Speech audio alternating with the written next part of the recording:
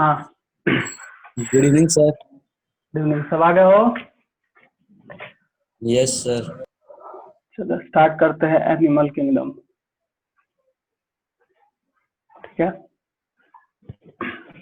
अच्छा, किसी को कुछ पूछना है? प्रीवियस चैप्टर्स में कुछ प्रॉब्लम, किसी डिवीजन में, यस किसी कुछ समझने में? हाँ बोलो। सर, बोलो हम दीक्षा।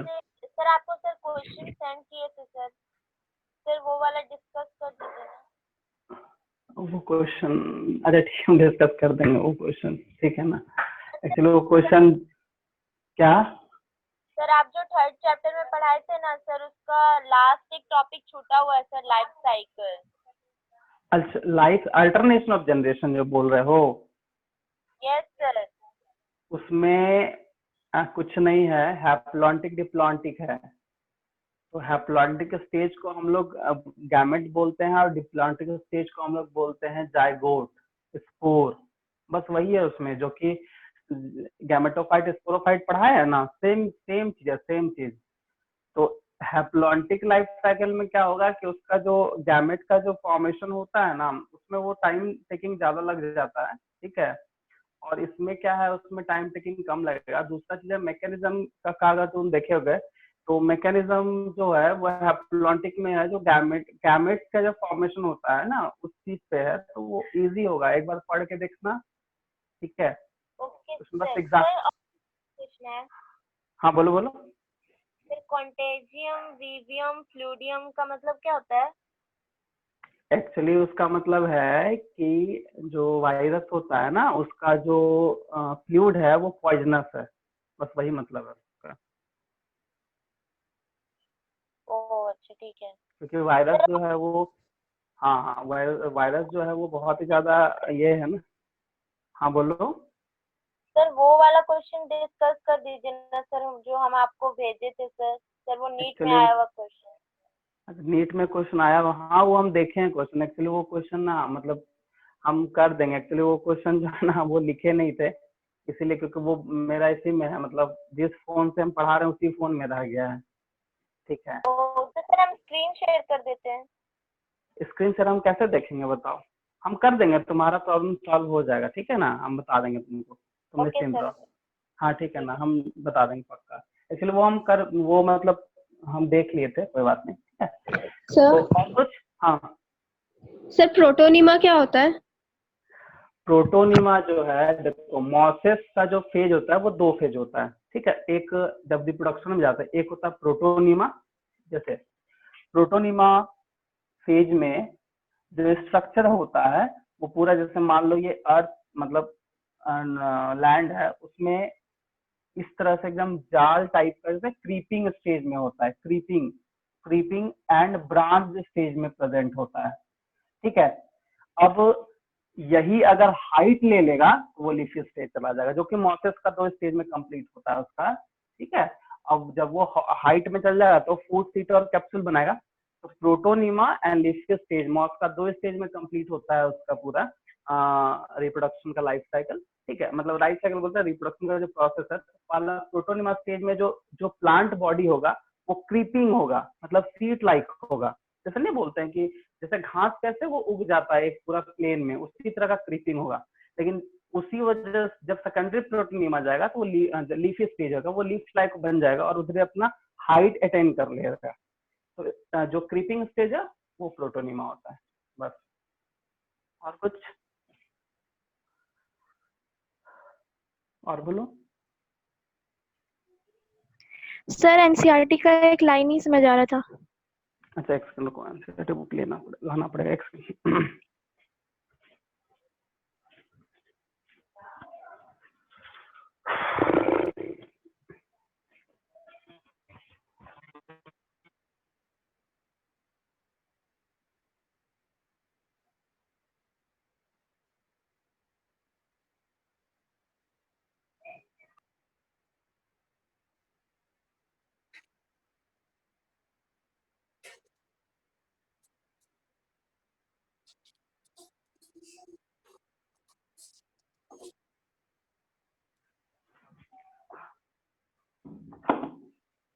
हाँ बताओ कौन सा पेज नंबर में? Sir hello. टेरिडोफाइट्स का है। हाँ ठीक है, टेरिडोफाइट्स का बोलो। सर वो लाइन था, the female gametophytes in these plants are retained on the parent sporophytes for variable periods. Variable period. Page number है तुम्हारा 38 पेज नंबर में है क्या? Yes sir. हाँ, the female gametophyte in this plant are retained on the parent sporophyte for variable period। ठीक है, देखो sporophyte बताए थे तुमको, सॉरी हेट्रोस्पोरस समझे थे। और यस सर। हेट्रोस्पोरस में हम क्या बताए थे कि माइक्रो एंड मेगा दो स्पोर बनाएगा। Micro is a male and mega is a female. ठीक है, तो जो इसका पेरेंट आई मीन जो सेल होगा ना, जैसे क्योंकि वहां एमएमसी यूज हुआ था, शायद याद होगा तो, माइक्रोस्पोर मदर सेल। ठीक है, ये मियोसिस हुआ था और मियोसिस होकर 4 मेगा स्पोर बनाया था। Yes sir. याद आ रहा है? Mega spore. और यस ये सर। जो होता है ना वो वेरिएबल साइज वगैरह का होता है, क्योंकि इसमें से एक ही इन्वेलप करके वो कंप्लीट आई मीन इन्वेलप होगा और उसके बाद वही अल्टीमेटली स्पोर का फॉर्मेशन करता है और वो फिर धीरे धीरे क्या होता है वो डेवलप करता है। तो ये जो मतलब जो डिवीजन होगा वो उसका साइज वेरिएबल होगा, सिंपल है, डायरेक्टली वो एमएमसी पर ये डिपेंड रहेगा, वही चीज है उसमें। सर ठीक है, हाँ। सर ड्यूट्रोमाइसिटीज को इम्परफेक्ट फंगी क्यों बोलते हैं? क्योंकि उसमें सेक्सुअल रिप्रोडक्शन जो प्रोसेस है वो क्लियर कट विजिबल नहीं होता है। ठीक है, अगर वो क्लियर कट हो जाता तो उसको हम या तो बेसिडो में या तो एक एसिटोमाइसिटीज में रखते। ठीक है ना, उसमें सेक्सुअल रिप्रोडक्शन नहीं होता है। हाँ सर आइसोगैमस क्या होता है? आइसोगैमस, देखो गैमेट का 3 है, समझ लो। गैमेट्स का 3 होता है, एक होता है आइसोगैमस, ठीक है, उसी में वर्ड आता है एन आइसोगैमस, और उसी में होता है तुम्हारा ऊगैमस। तीनों के बारे में एन आइसोगैमस एंड ऊगैमस पता है कि सिर्फ आइसोगैमस नहीं पता है? तीनों बता दें? हाँ सर। आइसो का मतलब होता है सेम, और गैमस है तो सेम गैमेट, मतलब उसका स्ट्रक्चर सेम हो जाएगा। ठीक है, एन आइसो में क्या होता है डिफरेंट स्ट्रक्चर ऑफ गैमेट्स। लेकिन ऊगैमस में क्या होगा, इसमें भी डिफरेंट है, बट मेल का स्मॉल प्लस मोटाइल और फीमेल का लार्ज प्लस नॉन मोटाइल। ये उसका नेचर होता है गैमेट्स का, इसीलिए ये नाम दिया गया। समझ में आया? यही है, आइसो का मतलब होता है सेम। एन आइसो है तो यहाँ पे जब किसी भी वर्ड में अगर ए लगता है तो मतलब वो एब्सेंट हो जाता है। ठीक है ना, तो जो स्ट्रक्चर सिमिलर स्ट्रक्चर नहीं डिफरेंट स्ट्रक्चर होगा। और ऊगैमस में मेल छोटा, मोटाइल फीमेल बड़ा और नॉन मोटाइल, यही तीनों। ठीक है, और बोलो। सर ये फ्रूटिंग बॉडी क्या होता है? फ्रूटिंग, देखो कोई भी चीज जब एग्रीगेट होके एक बार जमा होता है ना तो वो फ्रूटिंग बॉडी कहलाता है। और फंगी जो है वो एग्रीगेशन ही फॉर्म है, स्पोर धीरे धीरे डेवलप करेगा और अपना जो है वो एग्रीगेट करेगा और एग्रीगेट करके फ्रूटिंग बॉडी, बस फ्रूटिंग बॉडी इसका नाम दिया गया, वो एग्रीगेशन ऑफ, हाँ, स्पोर्स या सेल्स बोल सकते हैं। दो ही दिया है, बेसिडोकार और एक हाँ। एस्कोकार्प हाँ। दिया है। तो सर फर्स्ट वाले में जो है फाइकोमैस्टिटीज में सर उसमें तो कोई फ्रूटिंग बॉडी नहीं बताया कि वो कौन सा फ्रूटिंग बॉडी होगा उसमें। वहाँ देखो एक्चुअली सबका अलग अलग स्ट्रक्चर है ना, कोई फिलामेंटस है कुछ है, लेकिन जो एग्रीगेशन होके circular like structure, colony like structure बनाएगा तो वही होता है फ्रूटिंग बॉडी। और क्या आप कहना चाह रहे हैं मतलब जो ब्रांच्ड और सेप्टेट होता है वो सर वो सब फ्रूटिंग बॉडी होता है उसका? ब्रांच सेप्टेट तो उसका प्लांट बॉडी हो गया। मान लो एक कोई तुम स्पोर ले लो, ठीक है, या मतलब एक स्ट्रक्चर ले लो बॉडी का, कोई एक स्ट्रक्चर हाइफी ले लो, उसको एक साथ जमा कर दो और एक सर्कुलर फॉर्म बना दो, तो एग्रीगेट फॉर्म हुआ ना जी, सर्कल फॉर्म हो गया, वो फ्रूटिंग बॉडी कहलाता है। ठीक है, सर बोलो। Sir megaspore mother cell pteridophyta में कहाँ प्रेजेंट होता है? मेगास्पोर मदर सेल टेरिडोफाइटा में कहाँ प्रेजेंट होता है? Yes sir.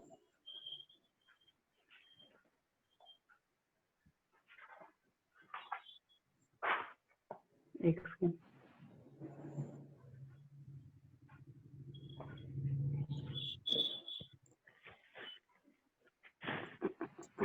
एक सेकंड।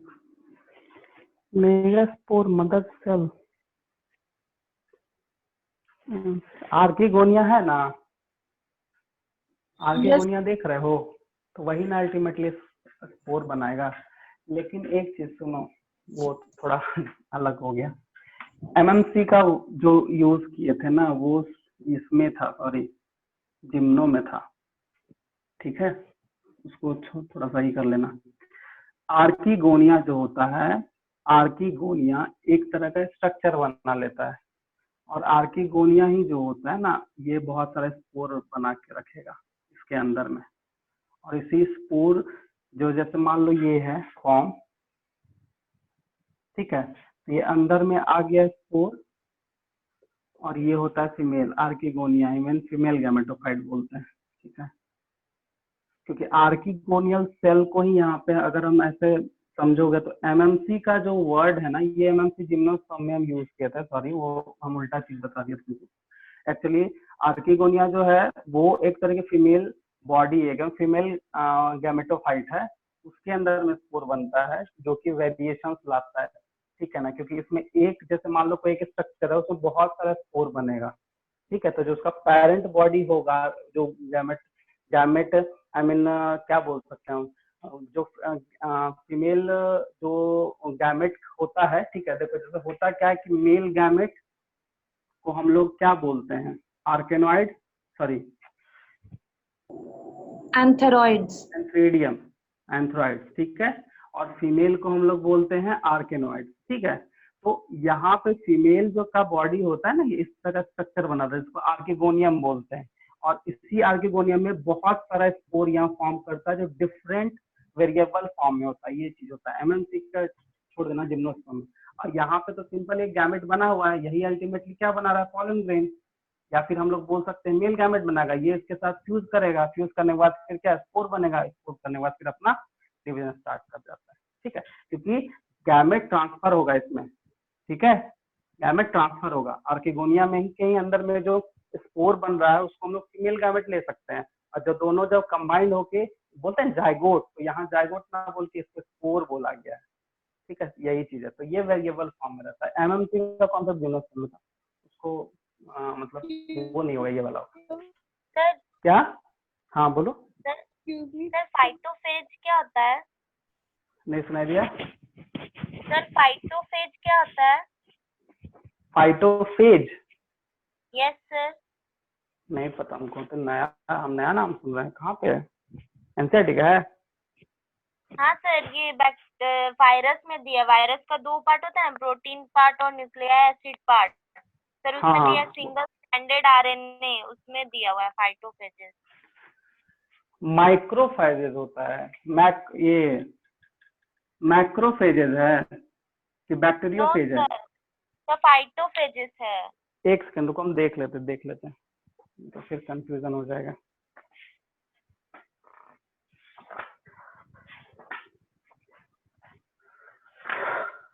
तो अब तक वायरस में ही हो, कहाँ पे है?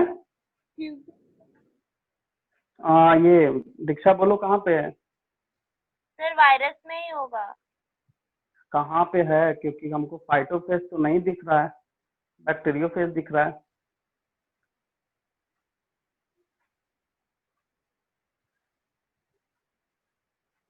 तुम पैराग्राफ बताओ, हम बता देते हैं, क्योंकि फाइटोफेज हमको तो नहीं लग रहा, नहीं है इसमें फाइटोफेज को। माइक्रोफेज है वो हमको पता है, सॉरी बैक्टीरियोफेज, माइक्रोफेज। सर हाँ, बोलो। एनसीईआरटी अभी नहीं है सर मेरे पास, सर मोबाइल में है। तो मोबाइल में एनसीईआरटी में फाइटोफेज तो नहीं है, क्योंकि हम तो वायरस पूरा उसमें पढ़े भी हैं, तो देख रहे हैं नहीं है बाबू, तुमको पैराग्राफ तो बता दो कहाँ पे है। सर हमको याद नहीं है। नहीं, इसमें फाइटोफेज करके कुछ तो नहीं दिख रहा है किसी को, अगर दिख रहा है तुमको बताओ जी। एक है बैक्टीरियोफेज और दूसरा हो जाता है कैप्सुमरा रेंजेनाथिस, और नहीं है इसमें, ठीक है ना। तुमको उसका स्क्रीनशॉट करके भेज देना, हम देख लेंगे, ठीक है। ठीक है सर, हम भेज देंगे। हाँ भेज दो। सर रिसेप्टिकल्स मतलब क्या होता है? हैं? रिसेप्टिकल्स। रिसीव करना, ठीक है। सर और एग्रीगेशन मतलब क्या होता है सर? एग्रीगेशन का मतलब एक साथ जमा होना, एग्रीगेट होना। एग्रीगेशन अब डिपेंड करता है सेंटेंस पे, मतलब नॉर्मल जो है वही बता रहे हैं, सेंटेंस हो सकता है अलग हो जाए। एग्रीगेशन का मतलब होता है कि एक साथ आना, ठीक है। रिसेप्टेकल्स का मतलब है कि कुछ चीज को, स्टिमुलस को रिसीव करना, वो चीज होता है, ठीक है। अब सेंटेंस के हिसाब से चेंज हो सकता है, कोई बहुत बड़ा बात नहीं है। सर प्रिकर्सर मतलब? प्रिकर्सर का मतलब होता है जन्मदाता, मतलब पेरेंट्स एक तरह का, ठीक है, वो प्रिकर्सर। यहाँ वहीं से हुआ है वो चीज। और बोलो। Excuse me, sir. I'm actually new to the batch and I don't know which topic of keeping. So can you give me a brief explanation of the topic? आवाज नहीं आ रही है तुम्हारी, किस चैप्टर का है, मतलब एनसीईआरटी का है? Hello. Sir, actually, I'm new to the batch. I don't know which topic you are teaching. So can you explain me which topic you are teaching? Okay A okay brief okay explanation you give me about okay, ठीक है okay, ठीक है ठीक है ठीक है ठीक है, मेरी बात सुनो। एक्चुअली ना 3 टॉपिक खत्म हो चुका है पहला यूनिट का, ठीक है। आज जो है हम लोग नया चैप्टर स्टार्ट करने वाले हैं, एनिमल किंगडम। बट हम प्रीवियस क्लास में अनाउंस किए थे कि जो भी प्रीवियस टॉपिक में प्रॉब्लम होगा, आई मीन प्लांट किंगडम जो खत्म किया, अगर उसमें कुछ प्रॉब्लम हुआ किसी को तो पूछ सकते हो, तो वो अभी चल रहा है डिस्कशन। तो कोई बात नहीं, आज नया टॉपिक एनिमल किंगडम स्टार्ट होने वाला है। तो इसके पहले 3 चैप्टर्स कंप्लीटेड है सभी का, ठीक है। तो तुम्हारे लिए बस वही हो सकता है कि तुम ऐप में जाके वीडियो देख सकते हो, ठीक है। अगर वीडियो में कुछ नहीं समझ में आएगा तो उसके लिए हम डाउट क्लासेस ले लेंगे, उसके लिए कोई दिक्कत नहीं है, ठीक है। तो आज फर्स्ट चैप्टर स्टार्ट होने वाला है एनिमल किंगडम, बट डिस्कस खत्म होने के बाद स्टार्ट करेंगे। और कुछ है सर किसी का? हाँ बोलो। सर क्रोमैटोफोर्स क्या होता है? Chromatophores is a pigment substance. देखो, जैसे बैक्टीरिया में क्रोमैटोफोर यूज होता है, बैक्टीरिया में क्लोरोप्लास्ट सेल ऑर्गेनल्स नहीं है, बट बैक्टीरिया फोटोसिंथेसिस करता है, और फोटोसिंथेसिस होने के लिए क्लोरोफिल होना बहुत जरूरी है। अब क्लोरोफिल है तो क्लोरोफिल ए जो प्रेजेंट होता है वो पिगमेंट है, लेकिन पिगमेंट के लिए हम लोग नॉर्मल क्या जानते हैं कि प्लास्टिड्स होना चाहिए, उसमें क्लोरोप्लास्ट होना चाहिए, बट मोनेरा में ऐसा कुछ नहीं है, आई मीन बैक्टीरिया में ऐसा कुछ नहीं है। तो वहां पे क्रोमेटोफोर एज ए क्लोरोप्लास्ट समझ लो, वो क्लोरोप्लास्ट काम करता है, वही कंटेन करता है क्लोरोफिल पिगमेंट, समझ में? क्रोमेटोफोर यही है, ठीक है। बैक्टीरिया में ये तुमको दिखेगा, समझे? Yes sir.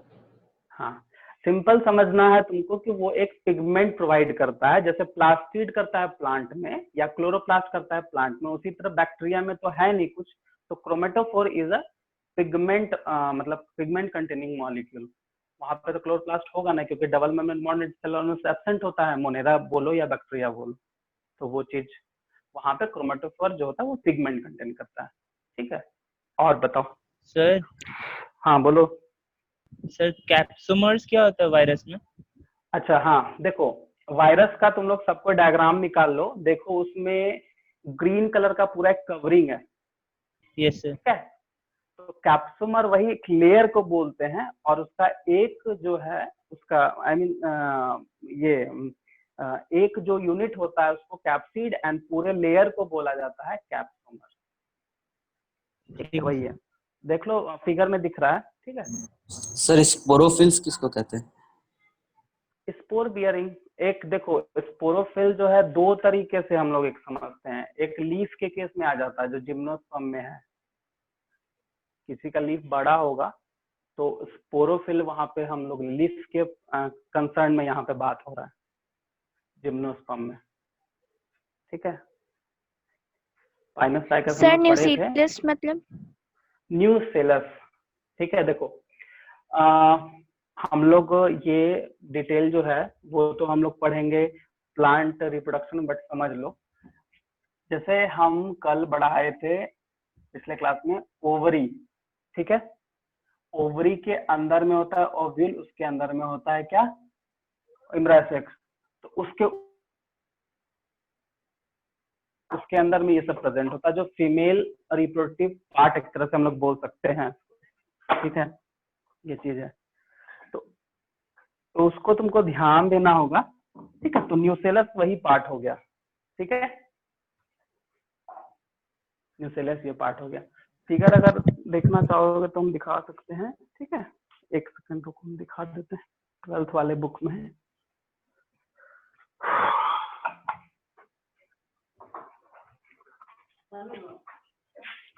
पानी में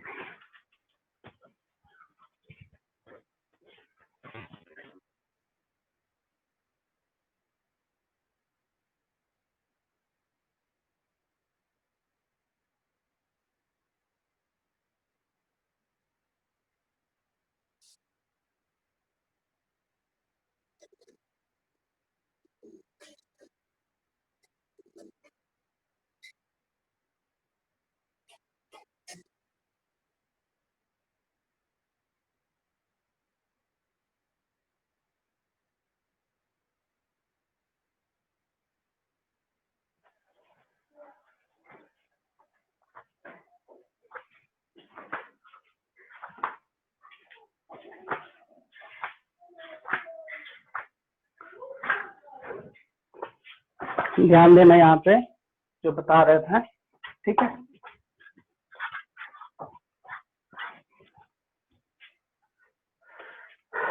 ये हमारा हो गया क्या, ओवरी वॉल।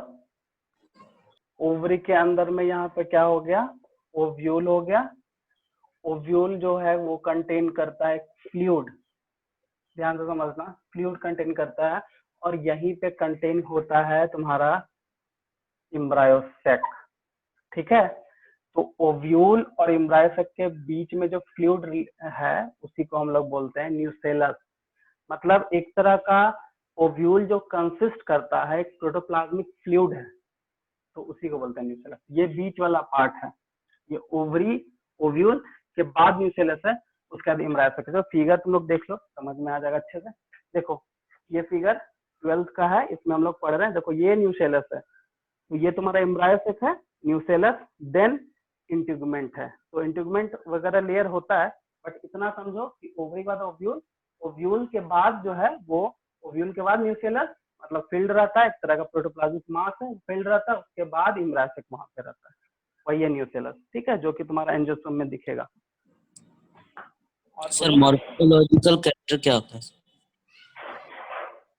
एक्सटर्नल अपीयरेंस किसी का अगर दिखता है तो उसको हम लोग बोलते हैं मॉर्फोलॉजिकल मतलब कैरेक्टरिस्टिक्स, ठीक है, जिसको हम लोग बोलते हैं phenotypic character.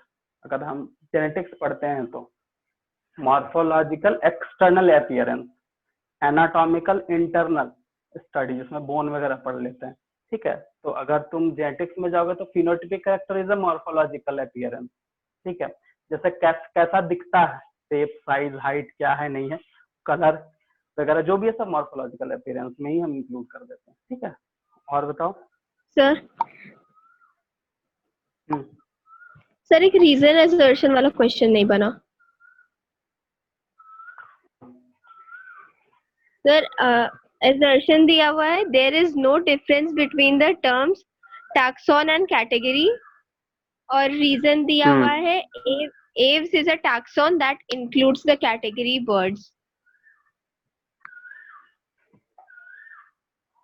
Aves is a category, हाँ ठीक तो बोल रहा है। टैक्सॉन कैटेगरी में कोई डिफरेंस है नहीं, कैटेगराइजेशन, टैक्सॉन एक टर्म दिया गया है, ठीक है। टैक्सॉन में क्या बोला जाता है कि जैसे मान लो रैंक और टैक्सॉन दो चीज है, रैंक और टैक्सॉन, जिसमें हम लोग पढ़ते हैं हिरार्चिकल क्लासिफिकेशन, ठीक है। क्या था, किंगडम, फाइलम, बताओ, class, order, family, genus, species, ये हुआ।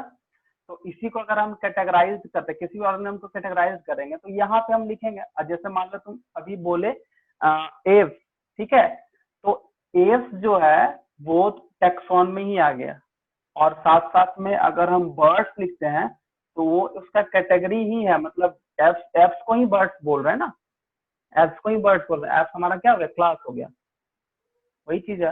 उस हिसाब से आंसर देख लो क्या है। सेकंड ऑप्शन पहले तुम पढ़ो रीजन, तो क्या मतलब वो सिमिलर बोल रहा है या डिफरेंस बोल रहा है वहां पे। सर क्वेश्चन है हेलो, there is no, हाँ सर, सर बोल क्वेश्चन तो रहे हैं असर्जन तो समझ में आ गया, there is no difference between मतलब टैक्सॉन एंड कैटेगरी, रीजन बताओ। रीजन था aves is a taxon that includes the category birds. सही है वो, ठीक है। एप्स, एप्स को ही हम लोग, एप्स है मतलब बर्ड्स का वो हो गया, क्योंकि एप्स हम इसलिए नाम दिया गया क्योंकि उसमें फीदर्ड एनिमल को बोलते हैं एप्स, जो हम लोग आज पढ़ने वाले हैं, इसलिए तुमको समझ में नहीं आई, एनिमल किंगडम में ये चीज है, ठीक है। एप्स का मतलब है फीदर बियरिंग एनिमल, तो जो फीदर करता है उसको हम लोग सबको बर्ड्स में रखे, कॉमन सा एक कैरेक्टरिस्टिक लेके हम उसको क्लासिफाई किए हैं, वो चीज सही है, मतलब आंसर ए होना चाहिए, ठीक है। सर सर बोलो। न्यूरोस्पोरा। न्यूरोस्पोरा एग्जाम्पल है एल्गी में जाना, तो तुमको दिख जाएगा इंट्रोडक्शन में ही। सर ये इसमें फंगाई में, सॉरी फंगाई में, फंगाई में है वो, जो उसका सेकंड है, सेकंड वाला जो है उसमें होगा। हाँ, बायोकेमिकल एंड जेनेटिकल स्टडीज में उसका यूज होता है। ये क्वेश्चन बहुत इंपॉर्टेंट है, ये बहुत बार पूछा भी है, मेडिकल का क्वेश्चन है, दो बार रिपीट कर चुका है अभी तक 6-7 साल में, ये इम्पोर्टेंट है। सर और ना सर माइटोसिस में इक्वेशन डिवीजन का मतलब क्या होता है सर? सर बोलो। सर माइटोसिस में इक्वेशन डिवीजन का मतलब क्या होता है? कौन बताएगा? माइटोसिस में इक्वेशनल डिवीजन क्यों होता है, कौन बताएगा? सर क्योंकि इसमें डिवीजन के पहले और बाद में क्रोमोसोम नंबर सेम होता है। गुड, अब समझे नहीं समझे? समझ गया। देखो दीक्षा, यहाँ देखो, ये 2n है, ये डिवाइड हुआ, यहाँ भी क्रोमोसोम में 2n मिला, यहाँ भी 2n मिला, इट इज अ माइटोसिस। और अगर मान लो 2n है और इसका n हाफ हो गया, मतलब क्रोमोसोम नंबर हाफ हो गया, इसको बोलते हैं मियोसिस, ठीक है, ये चीज है। और बोलो। नो सर, बस इतना ही। और किसी को कुछ पूछना है?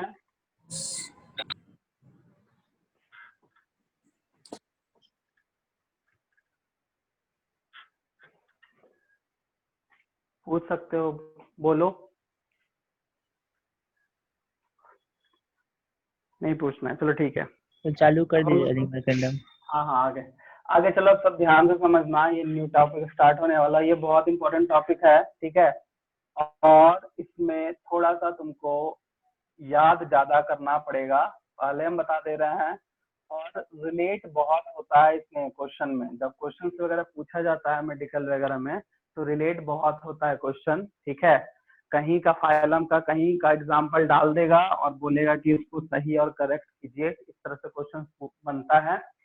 बाकी बात, आज का जो क्लास है वो इम्पोर्टेंट इसीलिए है क्योंकि आज जो है एनिमल किंगडम का क्लासिफिकेशन पढ़ेंगे कि आखिर बेसिस ऑफ क्लासिफिकेशन था क्या। तो पहले हम लोग एनसीईआरटी पढ़ते हैं, उसके बाद फिर थोड़ा सा उसमें हम इंक्लूड करते जाएंगे ताकि वो तुम्हारे लिए कुछ कॉन्सेप्ट बिल्डअप कर जाए। ऐसे एनसीईआरटी मोर देन सफिशिएंट होता है तुम्हारा एकेडमिक एंड मेडिकल के लिए। तो बेसिस ऑफ क्लासिफिकेशन जरूर, ये सब चीज पहले 9th में भी तुम लोग पढ़े ही होगे, ठीक है।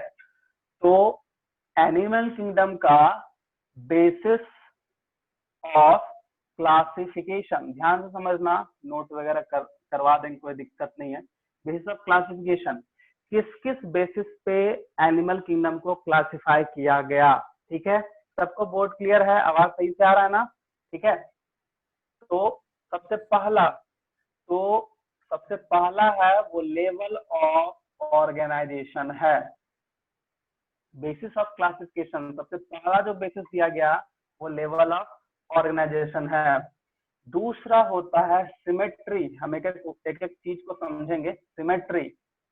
तीसरा हो जाएगा जर्मिनल लेयर, ठीक है। चौथा हो जाएगा सिलोम। पांचवा हो जाएगा नोटोकॉर्ड, ठीक है। ये इसका मेन है। सबसे फर्स्ट में हम क्या बताएं, लेवल ऑफ ऑर्गेनाइजेशन, दूसरा है सिमेट्री, तीसरा है जर्मिनल, चौथा है सिलोम, पांचवा है नोट और छठा है सेगमेंटेशन, ठीक है। नोटोकॉर्ड का केस सबसे लास्ट में आया, जब हम लोग नोटोकॉर्ड पढ़ेंगे, सॉरी कॉर्ड डाटा पढ़ेंगे, तो हम लोग को वहां पे और ज्यादा हेल्प आएगा। तो हम बेसिस कितना बताए, 6, level of organization, symmetry, germinal layer, या फिर इसका दूसरा नाम है एम्ब्रायोनिक लेयर, छठा है सिलोम, पांचवा है नोटोकॉर्ड, और छठा जो पार्ट है वो है सेगमेंटेशन, ठीक है, कि बॉडी का सेगमेंटेशन। तो सबसे फर्स्ट आज स्टार्ट करते हैं हम लोग लेवल ऑफ ऑर्गेनाइजेशन से, ठीक है। तो लेवल ऑफ ऑर्गेनाइजेशन कहने का मतलब है कि वो किस चीज से बना है। सबसे पहला हमको ये बात बताओ, कोई भी ऑर्गेनिज्म हो उसका यूनिट ऑफ लाइफ सेल है, बट कोई सेल से बना होता है, किसी में टिश्यू होता है, किसी में ऑर्गन होता है, किसी में ऑर्गन सिस्टम होता है, तब फिर किसी मतलब पांचों जो है वो अलग अलग है। क्या क्या बताया, पहला कोई सेल यूनिसेलुलर होगा, दूसरा कोई टिश्यू टिश्यू लेवल तक आके रुक गया, फिर तीसरा ऑर्गन, और इसी में ऑर्गन सिस्टम भी लिख देते हैं, ठीक है। ये 3 लेवल में क्या होता है, इसको हम लोग मतलब डिफाइन करते हैं, या फिर हम लोगों से कैटेगराइज करते हैं, ठीक है। तो सबसे पहला लेवल ऑफ ऑर्गेनाइजेशन कि उसका बॉडी किस चीज से बना है, सेल से बना है कि टिश्यू से बना है, कि सिर्फ ऑर्गन से बना है, कि सिर्फ या फिर ऑर्गन सिस्टम से मिलके बना है। अगर छोटा सा एग्जांपल बताओ, आपका बॉडी में अगर लेवल ऑफ ऑर्गेनाइजेशन पूछे तो तुम लोग क्या आंसर दोगे, आंसर बताओ। Organ system. ऑर्गन सिस्टम कैसे इसको बताए, पहले बताओ हमको। ठीक है, आंसर एकदम सही है। डिफरेंट ऑर्गन्स है, डिफरेंट ऑर्गन्स डिफरेंट वर्क करता है। हाँ देखो, हम लोग के बॉडी में किसी भी पर्टिकुलर फंक्शन को अगर कंट्रोल करना है, मेंटेन करना है, रेगुलेट करना है, या फिर सिंपल है अगर फंक्शन हो रहा है वो एक पर्टिकुलर फंक्शन, तो उसके लिए हमारे बॉडी में पर्टिकुलर सिस्टम है। जैसे एग्जांपल के तौर पे क्या हो जाएगा, डाइजेस्टिव, तो डाइजेशन अगर प्रोसेस करना है तो उसके लिए डाइजेस्टिव सिस्टम है। हमारे बॉडी में अगर ऑक्सीजन को लेके जाना है तो उसके लिए रेस्पिरेटरी सिस्टम है। अगर उस ऑक्सीजन को पूरे बॉडी तक पहुंचाना है तो सर्कुलेटरी सिस्टम है। हमारे बॉडी से रिमूवल ऑफ वेस्ट अगर है तो उसके लिए एक्सक्रीटरी सिस्टम है। मतलब हमारा बॉडी सिस्टम से मिलके बना है, और हम लोग बहुत ही ज्यादा एडवांस एनिमल या एडवांस हम लोग बोल सकते हैं ऑर्गेनिज्म या कॉम्प्लेक्स ऑर्गेनिज्म में हम लोग को रखा गया, ठीक है। उसी तरह पूरे एनिमल किंगडम को इस 3 कैटेगरी में बांटा गया है। कुछ को जो सेल लेवल तक आके रह गया, मतलब उसके बॉडी में बहुत सारा सेल है बट टिश्यू नहीं है। कुछ को टिश्यू में रखा गया, मतलब वो टिश्यू तक आया, ऑर्गन उसमें नहीं बन पाया। कुछ को ऑर्गन तक है, क्योंकि ऑर्गन एंड ऑर्गन सिस्टम इसलिए लिखा है क्योंकि पूरे किंगडम में जो हम लोग आज स्टडी करने वाले हैं, आगे जो स्टडी करेंगे उसमें बस एक ही ऐसा है जिसमें ऑर्गन लेवल ऑफ ऑर्गेनाइजेशन हम लोग बोल सकते हैं। ध्यान देना, हम बोल रहे हैं बोल सकते हैं, इसका मतलब कुछ ऐसा फंक्शन है जो एक पर्टिकुलर ऑर्गन करता है, बाकी बाद उसमें भी ऑर्गन सिस्टम, इसलिए ये दोनों एक साथ लिखे हुए हैं। समझ में आया लेवल ऑफ ऑर्गेनाइजेशन? बोलो। Yes Yes, sir. हाँ, हम इसका एग्जाम्पल तुमको लिखते हैं जो कि तुम्हारे सामने आएगा, ठीक है। पहले इसको नोट कर लो, इसको नोट कर लो, टॉपिक दो, लेवल ऑफ ऑर्गेनाइजेशन, फिर ये तीनों को लिखना, नोट करो फटाक से, ठीक है।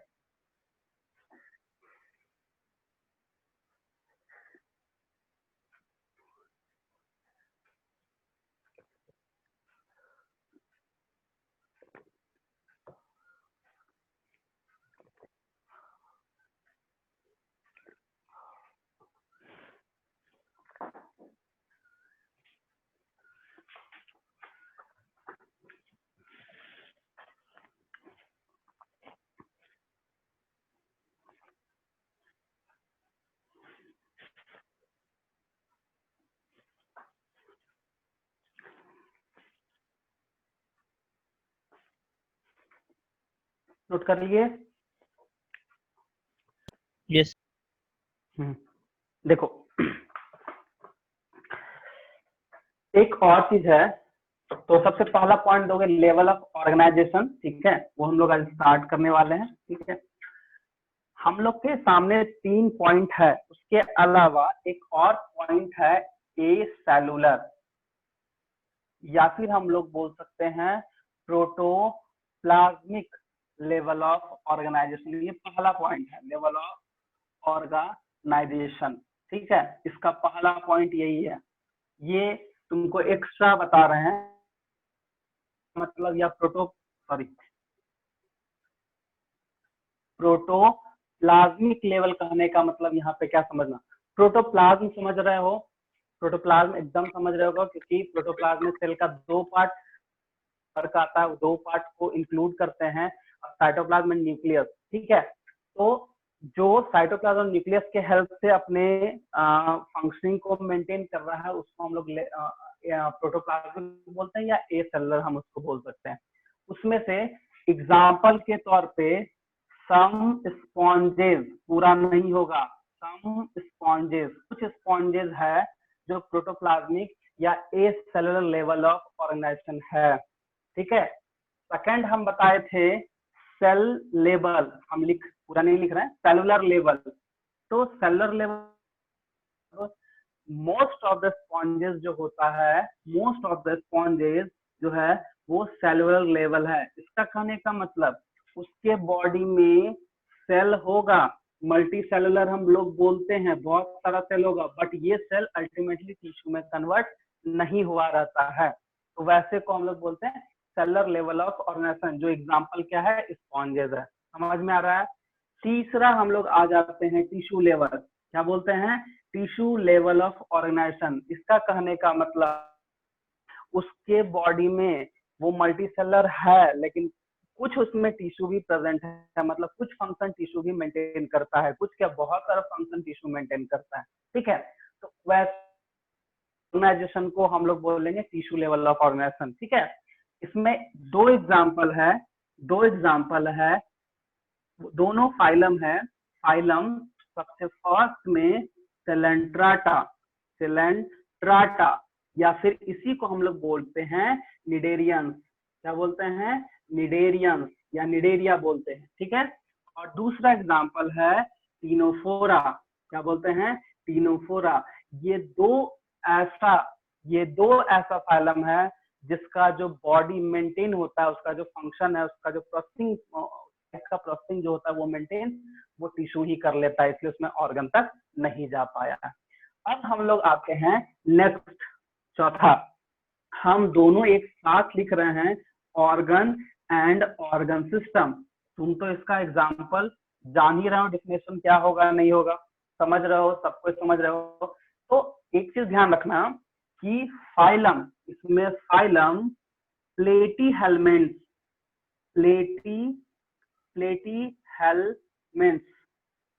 से to Chordata, Platyhelminthes to Chordata phylum तक जो लेवल ऑफ ऑर्गेनाइजेशन होगा वो organ system level of organisation होता है।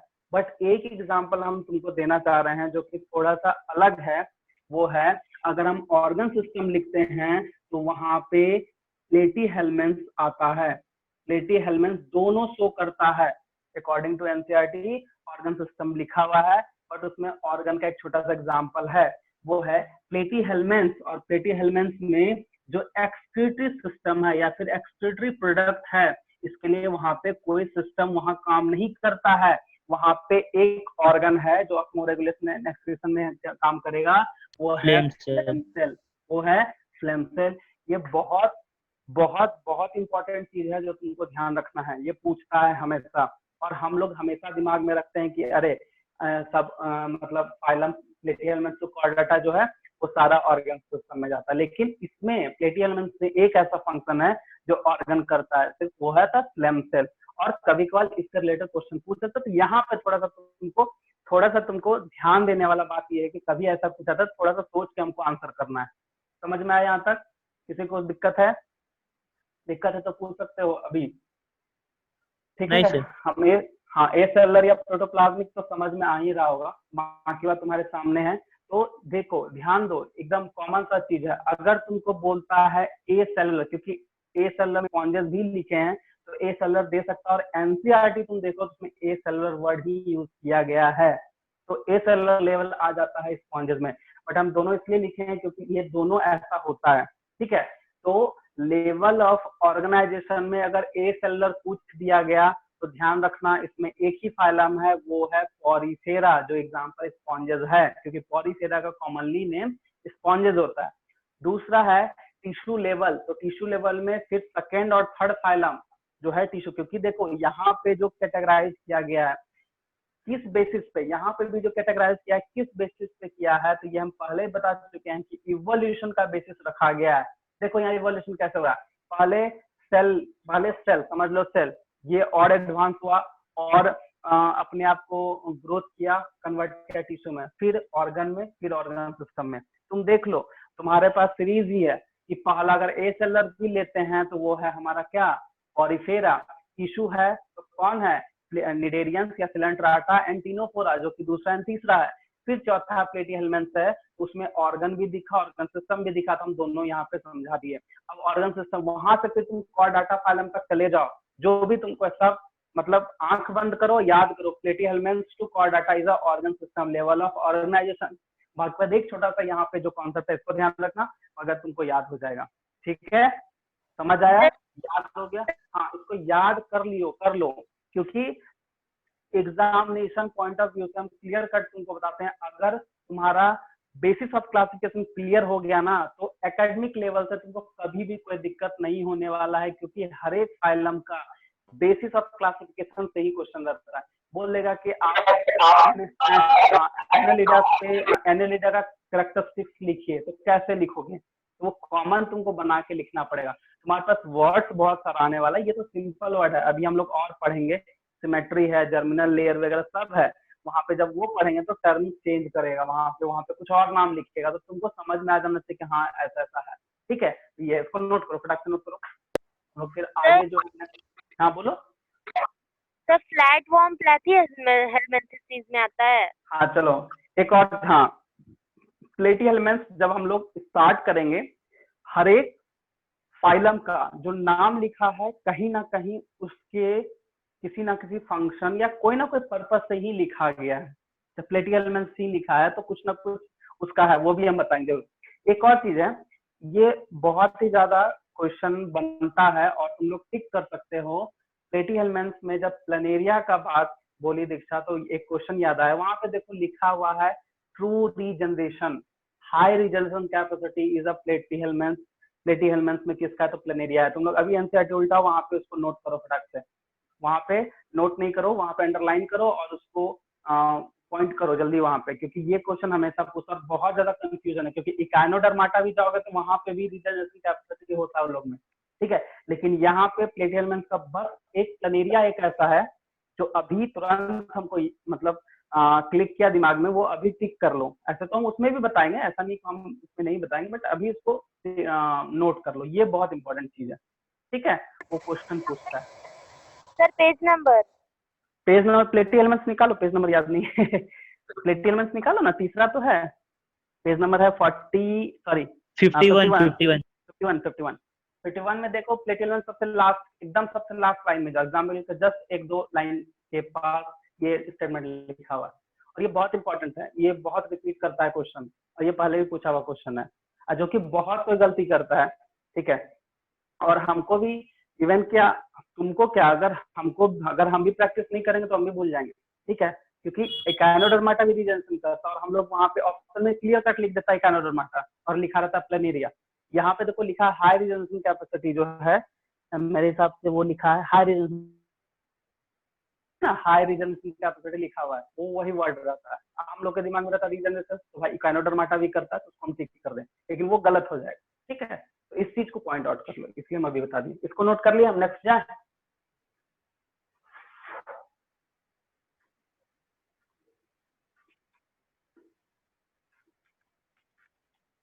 इसको नोट करो, हम नेक्स्ट जाएंगे फिर।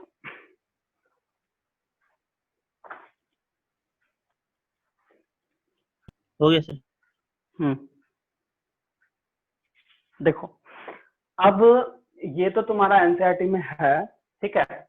इसी के साथ लेवल ऑफ ऑर्गेनाइजेशन के साथ हम लोग एक और टॉपिक पढ़ेंगे, ठीक है, जो कि तुम्हारे एनसीईआरटी में नहीं है, बट समझना इम्पोर्टेंट है क्योंकि फर्दर कहीं पे वो काम आता है, ठीक है। बॉडी प्लेन के बारे में, बॉडी प्लेन, ठीक है, body plane.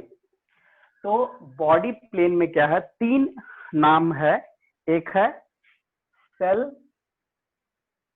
Aggregation plan, cell aggregation plan, cell aggregation, aggregation का मतलब अभी क्या बताया थे, एग्रीगेट करना का मतलब एक साथ कलेक्शन कलेक्ट होना। तो सेल एग्रीगेशन प्लेन कहने का मतलब है कि इस टाइप ऑफ प्लेन, मतलब जिसमें भी इस तरह का बॉडी प्लेन दिखने को मिलेगा, उसमें सेल तो होगा, वो एग्रीगेट भी करेगा, लेकिन वो टिश्यू में कन्वर्ट नहीं होगा, क्योंकि जब भी सेल एग्रीगेट करता है तो क्या बनता है, टिश्यू।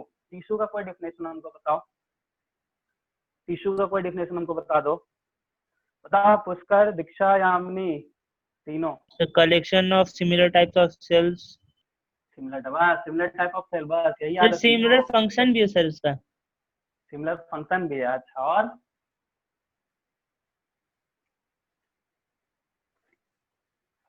दीक्षा बोलो, दीक्षा बोल देगी, दीक्षा बोल बाबू। कहाँ गई रे? सर जो पुष्कर बोला सर वही सेम टू सेम। पुष्कर गलत बोला, तो तुम गलत बोलेगी। सर बता दीजिए, करेक्ट कर दीजिए। पुष्कर सही बोला, बट एक चीज छोड़ दिया, टिश्यू का डेफिनेशन क्या होता है बताओ। दीक्षा बोल। चलो ठीक है, दीक्षा तो खैर क्या होता है, ये तो सब मेरा पढ़ाया हुआ सब कुछ पी लिया ना रे, लॉकडाउन में सारा भूल गई। सर आपको पता ना सर, मेरा भूलने का आदत है। अरे तो कैसे होगा तब बताओ, तब कैसे पढ़ेगी, भाई वो भी क्या बता। चलो क्या ठीक है, छूटा है सर? हाँ छूटा एक चीज। चलो कोई और आंसर कर सकते हो तो करो तुम लोग भी, ठीक है। Sir, tissue is the group of cell which have similar origin, structure and function. समझा पुष्कर, क्या छूटा तुम्हारा? सर ओरिजिन छूटा था।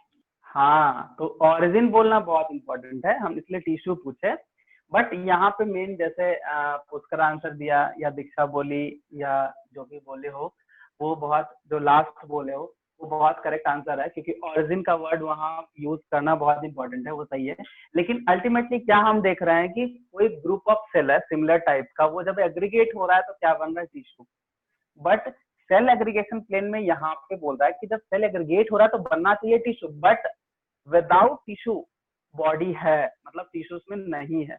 तो अभी हम तुमको जस्ट बताए कि सेलुलर लेवल की बात करो या प्रोटोप्लाज्मिक लेवल की बात करो या ए सेलुलर लेवल की बात करो, तो उसमें से कौन सा एग्जांपल तुम्हारे सामने आता है। तो हम लोग एग्जांपल क्या लिखे थे, स्पॉन्जेस, ठीक है। इसका मतलब एग्रीगेट हो रहा है बट वो टिश्यू में चेंज नहीं हो रहा है, वैसे अरेंजमेंट को, वैसे पैटर्न को हम लोग क्या बोलेंगे, सेल एग्रीगेशन प्लेन। एग्जांपल है स्पॉन्जेस। समझ में आया, क्लियर है, ठीक है। किसी को नहीं क्लियर होगा तुरंत बोलोगे, क्योंकि यही इंपॉर्टेंट है। बाकी बाद आगे तो तुम लोग को कुछ कुछ वर्ड्स है बताएंगे और तुम लोग को याद होते जाएगा, ठीक है। सेकंड जो है तुम्हारा blind sac plan, blind sac plan. अब ब्लाइंड सेक प्लेन क्या होता है, तो ध्यान रखना one cavity, only one cavity और plus only one opening, only one opening जिसका होगा उसको हम लोग क्या बोल देंगे, ब्लाइंड सैक प्लेन। मतलब कैविटी है बॉडी में और उसका कोई ओपनिंग भी एक ही है, ऐसा नहीं। जैसे नॉर्मल क्या होता है कि एलिमेंट्री कैनाल का अगर हम लोग ह्यूमन बींग्स की बात करें तो हम लोग में दो ओपनिंग है, एक हमारा माउथ जिससे फूड हम लोग इंटेक करते हैं और एक है हमारा एनस जिससे वेस्ट ऑफ अंडरस्टेड फूड रिमूव होता है। तो दो ओपनिंग हो गया, लेकिन कैविटी एक है और उसका ओपनिंग वन है, तो उसी को हम लोग बोलते हैं ब्लाइंड सैक प्लेन। अब इसका एग्जाम्पल, तो इसका एग्जाम्पल सीधा सीधी जो है हम ऐसे अगर एग्जाम्पल जो तुम लोग जानते हो वही लिख देते हैं, हाइड्रा, हाइड्रा चला जाएगा, ठीक है। उसके बाद जेलीफिश चला जाएगा। और ये सब जो है किस फाइलम में आता है, किस फाइलम में आएगा, तो टीनोफोरा। किसमें आता है, टीनोफोरा फाइलम में। तो ब्लाइंड सैक समझ में आ गया। उसके सर बाद हाइड्रा और है, हाँ बोलो बोलो। सर हाइड्रा के बाद क्या लिखना है, जेलीफिश? जेलीफिश, जेलीफिश ये एनसीईआरटी में मिल जाएगा तुमको। जेलीफिश फाइलम लिख लो टीनोफोरा, तो याद रहेगा ज्यादा अच्छा, ठीक है। ये दोनों जो प्रेजेंट है कहाँ है, टीनोफोरा, ठीक है। अब आते हैं blind sac, blind sac sorry, हाँ सर बोलो बोलो। बुक में भी डेफिनेशन दिया हुआ है सर कि a group of similar cells along with intercellular substance perform a specific function, such an organization is called tissue. कोई बात नहीं, तुम ओरिजिनली बोलेगा। नहीं सर, मतलब लिखा है वो बता दिए। हाँ ठीक है, हम गलत, तुमको गलत बोले हम नहीं तुम भी सर। सही बोला, लेकिन एक चीज, हाँ ठीक है, ठीक है। Tube within a tube plan, ठीक है, tube within a tube plan. अच्छा, अब इसमें क्या हो जाएगा भाई, tube within a tube होगा, सॉरी, इसमें क्या होगा, ट्यूब के अंदर में ट्यूब है, वैसा प्लेन किसका हो सकता है, एकदम कॉमन सा चीज है, एग्जांपल लगाओ। सेलेंट्राटा का, सेलेंट्राटा का ट्यूब विद इन ट्यूब है, उसमें ट्यूब दिखता है, उसमें तक सर्कुलर स्ट्रक्चर है, और ट्यूब कहाँ है, एकाइनोडर्माटा का। तुम तो चलो, अरे थोड़ा सा ऐसा एग्जांपल बताओ, ठीक है वो भी सही है, लेकिन ऐसा एग्जांपल बताओ तुमको याद हो जाए ना, हम क्या बोले, एक्स्ट्रा चीज है थोड़ा, तो कुछ ऐसा Starfish। एग्जांपल होता है। छोड़ो सब, ह्यूमन बीइंग, ठीक है, ह्यूमन बीइंग को याद करो, बस ह्यूमन बीइंग को याद करो, सिंपल है बहुत एग्जांपल। ह्यूमन बीइंग क्या है, देखो, एलिमेंट्री कैनाल और बॉडी वॉल, ये है हमारा बॉडी वॉल और इसके बीच में कैविटी दिख रहा है, यहाँ से एक ट्यूब गया है पूरा, माउथ से हमारा एनस, माउथ से तो ट्यूब के अंदर में ट्यूब है ना। बॉडी वॉल क्या है, एक हॉलो एक स्ट्रक्चर है, ठीक है, और उसके अंदर से अंदर एक क्या गया, ट्यूब गया हुआ है। तो tube within tube plan में हम लोग बोल सकते हैं, एग्जाम्पल के तौर पे ह्यूमन लिख लो, ह्यूमन एक अच्छा एग्जाम्पल भी हो जाएगा, तुमको याद भी रहेगा। तो ये थोड़ा एक्स्ट्रा था, बट ये पढ़ना इंपॉर्टेंट था, क्योंकि बहुत कुछ है जो अंदर में दिखेगा हमको, इसीलिए हम ये लिखा दें, ठीक है, क्योंकि बॉडी प्लेन सबका पढ़ना है, ठीक है। तो जो जो इम्पोर्टेंट है वो हम अंदर में पढ़ाएंगे, बट अभी समझ गए। किसी को कुछ दिक्कत है तो पूछ सकते हो अभी। नहीं सर, वाला नहीं ठीक है, समझ में आया था। कौन सा, सेकंड वाला ब्लाइंड सैक प्लान।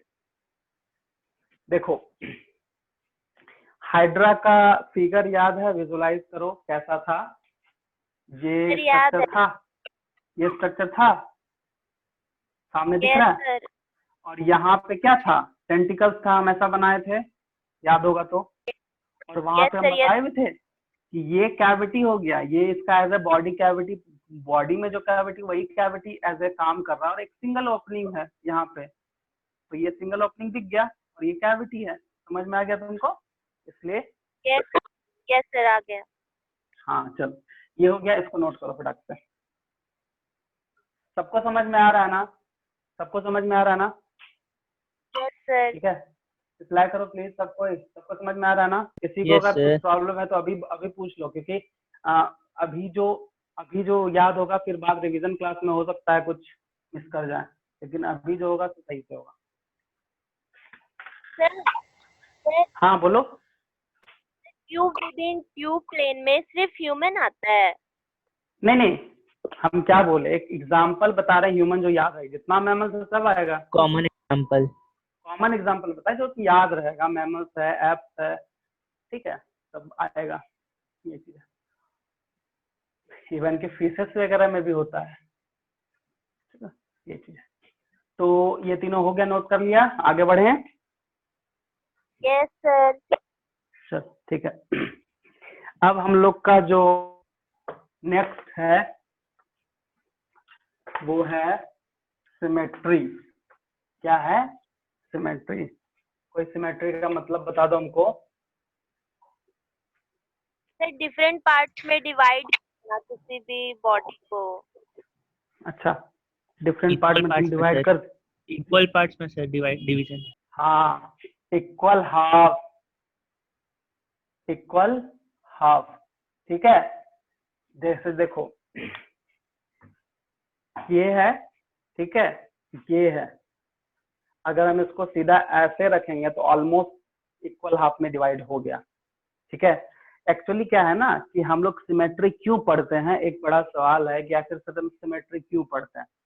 तो सिमेट्री इसलिए पढ़ते हैं क्योंकि बॉडी का पोजीशन के बारे में पता चलता है। इसी में हम लोग एंटीरियर पोस्टीरियर पता कर पाएंगे, लैटरल पता कर पाएंगे, डॉर्सल पता कर पाएंगे, ये चीज होता है। और ऊपर से सिमेट्री इक्वल हाफ में इसलिए क्योंकि किसी भी चीज का स्टडी करना है ना, तो वो उस चीज में हम लोग कैसे किसको इक्वल हाफ में बांट सकते हैं, ये भी चीज हम लोग है।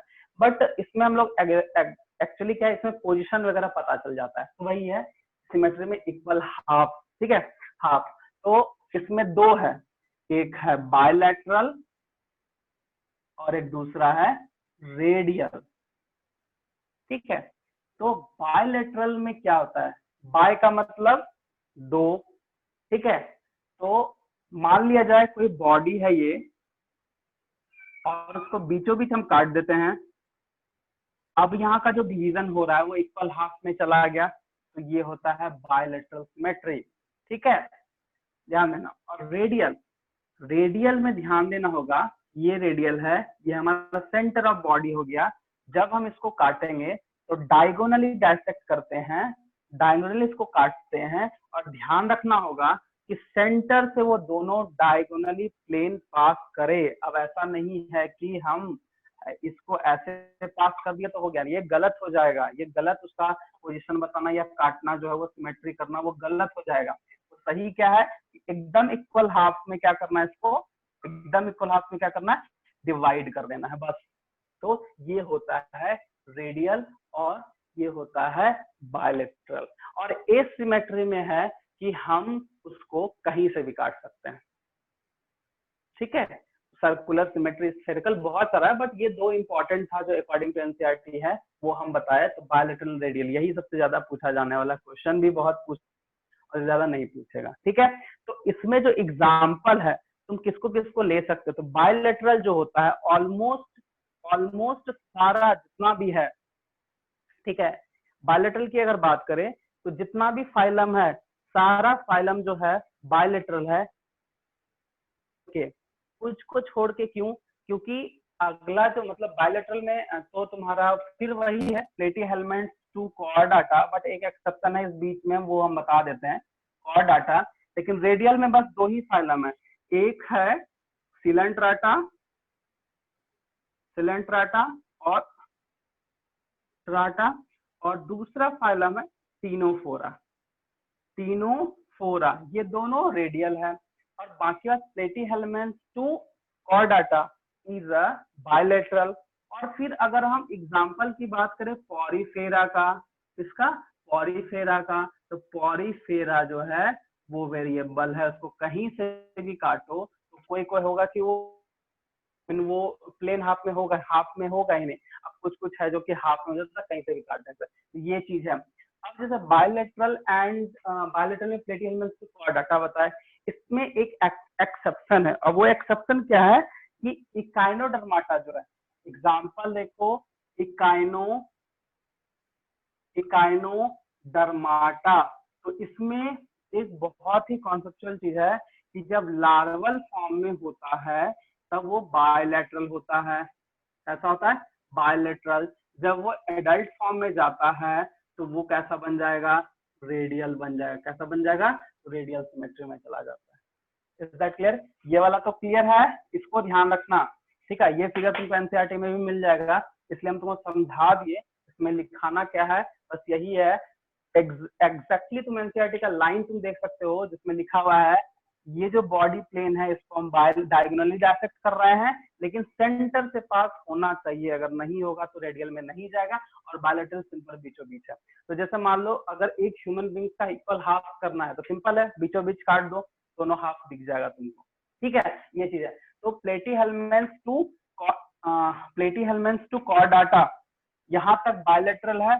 एक एक्सेप्शन है जो कि यहाँ पे इकाइनोडर्माटा है, इसको ध्यान रखना। ये एनसीईआरटी में भी लाइन है और ये बहुत इंपॉर्टेंट चीज है, ठीक है। बाकी बात तुम्हारा radial and Porifera is a variable, ये तुम्हारे सामने है। समझ में आया इसको? सर हाँ बोलो। सर आपका वीडियो क्लियर नहीं आ रहा है। Yes sir. क्लियर नहीं आ रहा है, बोलना चाहिए था जी को। क्लियर तो है, देखो अब आ रहा है। वो सर वो नेटवर्क का इशू है सर। हाँ हमको भी लग रहा है, बस मेरा नेटवर्क तो ठीक है जी, और सबका तो एक बार चेक कर लो तुम लोग।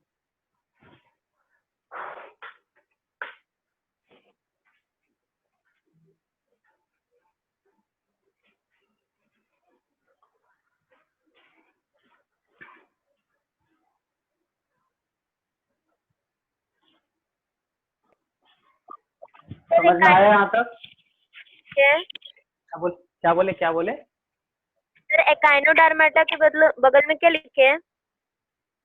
अरे वो कुछ बगल में नहीं, वो ऐसे ही स्टार मार्क है।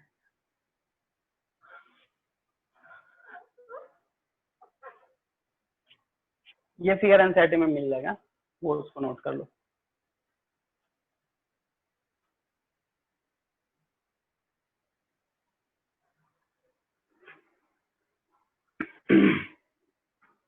नोट हो जाएगा तो बताना। सर हाँ बोलो। सर रेडियल मतलब बीच से काटना? हाँ। ओ अच्छा, ठीक है ठीक है।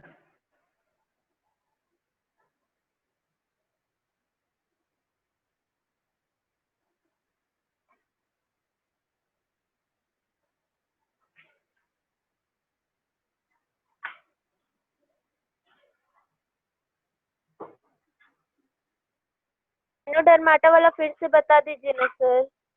अच्छा देखो इकाइनोडर्माटा में क्या है कि जब लार्वल स्टेज होगा, मतलब वो लोग क्या एग लेइंग करता है, फिर वो धीरे धीरे वो चेंज होता है अपना मॉर्फोलॉजिकल कैरेक्टरिस्टिक्स में, तो उस टाइम पे उसका body symmetry is a bilateral larval में, मतलब डेवलपमेंट के टाइम पे बायलैटरल। लेकिन जब वो फुली एडल्ट हो जाएगा तो हम उसको रेडियल सिमेट्री में ही काट सकते हैं, या फिर हम लोग बोलते हैं जब उसका सिमेट्री करना है तो रेडियल मेथड को यूज करना पड़ेगा। तो एडल्ट इज अ रेडियल और तुम्हारा larval is a bilateral. NCERT में भी है, तुम लोग एकाइनोडर्माटा देख सकते हो निकाल के, उसमें वहां पे है। ये बहुत इंपॉर्टेंट है, ये यहाँ से क्वेश्चन पूछा भी है, ठीक है। क्योंकि ये थोड़ा कंफ्यूजिंग चीज है, क्योंकि अभी और एक आएगा लार्वल और एडल्ट का कुछ और अलग कॉन्सेप्ट है, वो हम लोग आगे कॉर्डाटा में पढ़ेंगे। बट इसमें अभी यही है सिमेट्री के केस की, ठीक है। हो गया, मिटाएं सारे, कोई का हो गया? Yes sir. ठीक है। अब हम लोग का जो नेक्स्ट है वो है जर्मिनल लेयर।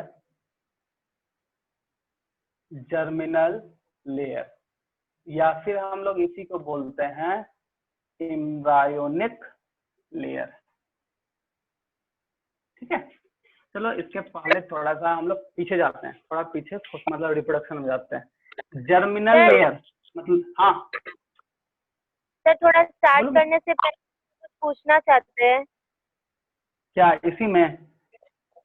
नो सर, इसके पहले वाला बायलेटरल में सर, ये एकाइनोडर्माटा को सर रेडियल में रखा गया है या बायलेटरल में? रेडियल में। रेडियल में, तो सर ये बायलेटरल में सर लिखा है। क्लियर है, बोर्ड एकदम क्लियर नहीं आ रहा है। एक सेकंड। तुम कहाँ पे पढ़ रही है दीक्षा? अंदर में, आई मीन टॉपिक में पढ़ रही है? Yes sir. वहां देखो तो लिखा हुआ है, ठीक है, कि larval form is a bilateral, लेकिन एडल्ट जो है वो रेडियल में जाएगा। देखो उसमें लिखा होगा, 4th लाइन में। 4th लाइन में Yes, sir. लिखा हुआ है, देखो the adult sir Echinodermata terminal radial layer और सिमेट्री बट नहीं आ रहा है, बोर्ड क्लियर नहीं आ रहा है क्या? सर हेजी आ रहा है। हेजी आ रहा है, ठीक आ रहा है? आप देखो नो तो सर। अभी भी प्रॉब्लम है। एक सेकंड रुको, हम फिर से कनेक्ट होते हैं, हो सकता है कुछ इशू। एक सेकंड, फिर से कनेक्ट हो रहा है।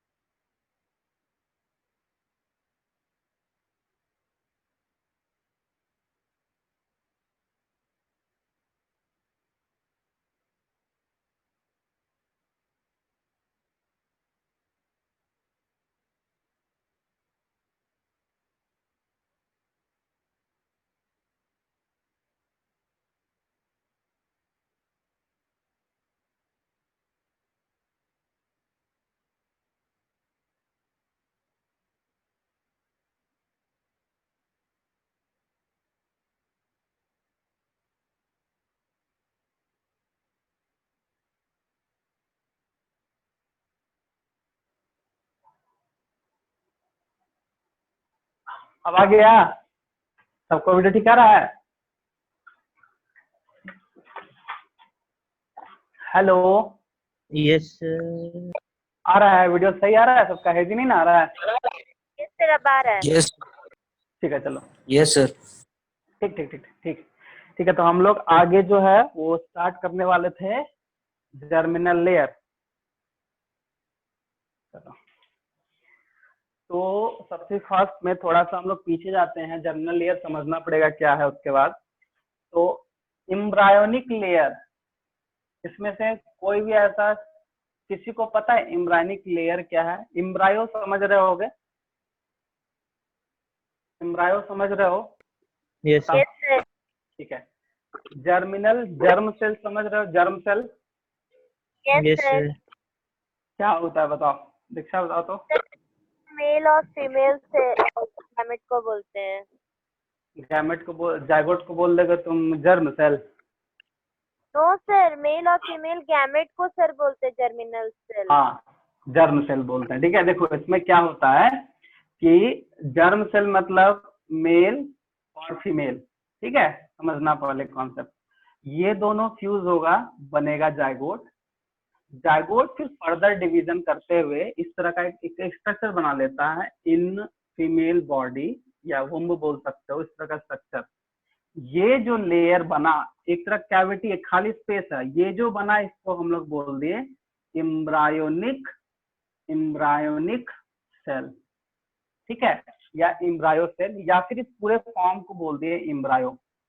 ठीक है, अब ये जो एम्ब्रायो है एक्चुअली में ये करता क्या है, ये 3 लेयर बना देता है। ठीक है, सामने है तुम्हारे first layer, second layer and third layer. ठीक है, तो जब ये लेयर एम्ब्रायोनिक लेयर, इसी को बोलते हैं जर्मिनल लेयर भी इसी को बोलते हैं, क्योंकि एम्ब्रायो के बाद ये 3 लेयर बनता है जिसमें सेल्स प्रेजेंट है। ये देखो, ये सेल है तुम्हारा एम्ब्रायोनिक लेयर में। एम्ब्रायो बना मतलब लेयर बनाना है उसको, पहला लेयर। ठीक है,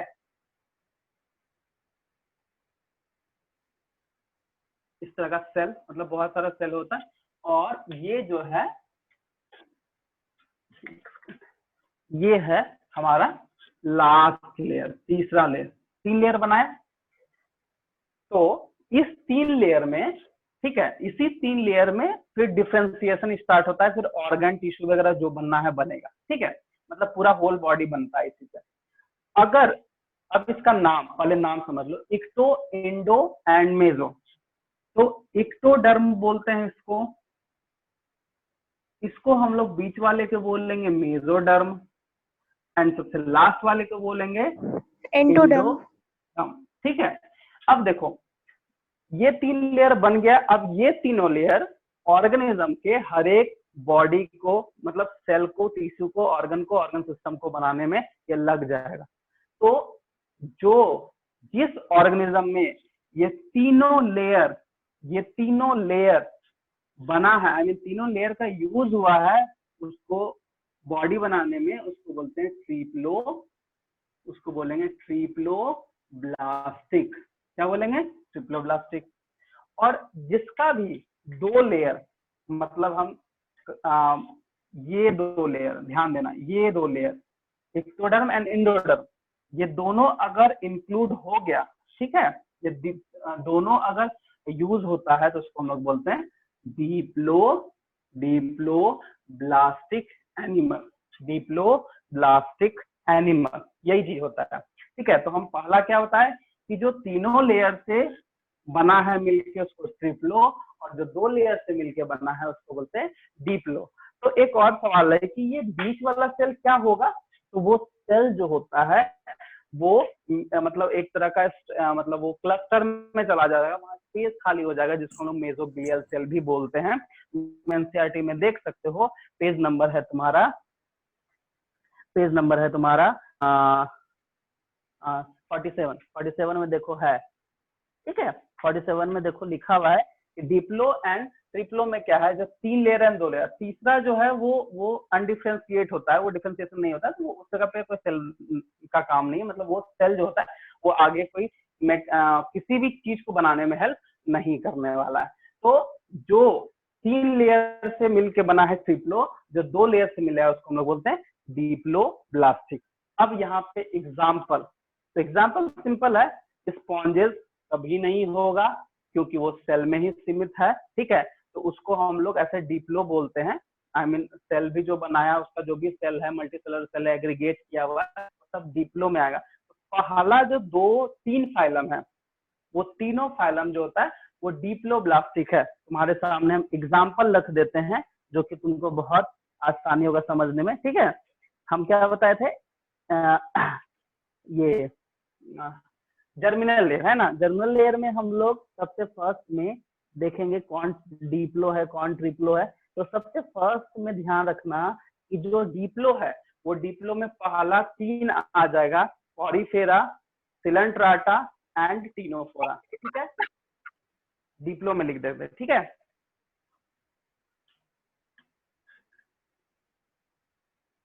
पॉरीफेरा, दूसरा सिलेंट्राटा और तीसरा होता है टीनोफोरा। टीनोफोरा ये तीनों जो है डिप्लोब्लास्टिक है। बाकी बात platyhelminths to chordata is a triploblastic, एक सेकेंड,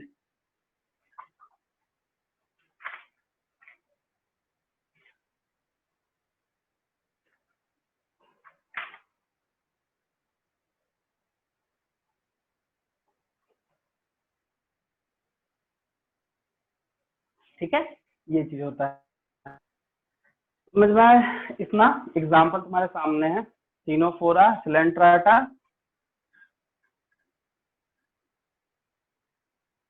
सिलेंट्राटा, पॉरीफेरा, ये हो गया हमारा डिप्लो का, एंड ट्रिप्लो हो गया प्लेटिहेल्मिन्थ्स टू कॉर्डाटा, ठीक है, ये हो गया जर्मिनल लेयर। समझ में आ गया? कोई दिक्कत?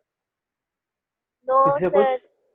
ठीक है, नो सर। चलो, हाँ, तो ये बेसिस जो है इतना, आज इसको इतना रहने देते हैं। नेक्स्ट जो बचा है वो नेक्स्ट क्लास हम लोग स्टार्ट करेंगे, ठीक है। Yes sir. और कुछ? हाँ हाँ, पूछो पूछ कर बोलो। सर पूछना था ना सर कि सिमेट्री का पूछना था। मेटामेरिकली हाँ, सिमेट्रिकल मतलब क्या होता है?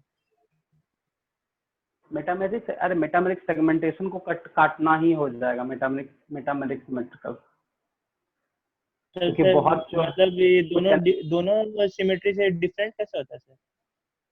हैं? मतलब बायलैटरली और रेडियली सिमेट्रिकल से ये डिफरेंट कैसे होता है? डिफरेंस नहीं होगा जी। देखो, मेटामेरिक सेगमेंटेशन हम किसको बोलते हैं, पहले ये समझो कि कुछ ऐसा एनिमल है जिसका सेगमेंट, जो भी ऑर्गन वगैरह है वो सेगमेंट्स में है, और वो सेगमेंटेड को तुम काट रहे हो तो उसमें मेटामेरिक सिमेट्री चला जाएगा। मान लो कि किसी एनिमल का 10, 11, 12, उसमें उसका कुछ पार्ट होगा जो वहां पे प्रेजेंट है उस सेगमेंट। सर आवाज प्रॉपर नहीं आ रहा है। हेलो, बोल रहे थे कि वो सेगमेंट पे अगर हम कटिंग करेंगे तो वो उस तरफ से मेटामेरिक मतलब सिमेट्री चला जाएगा।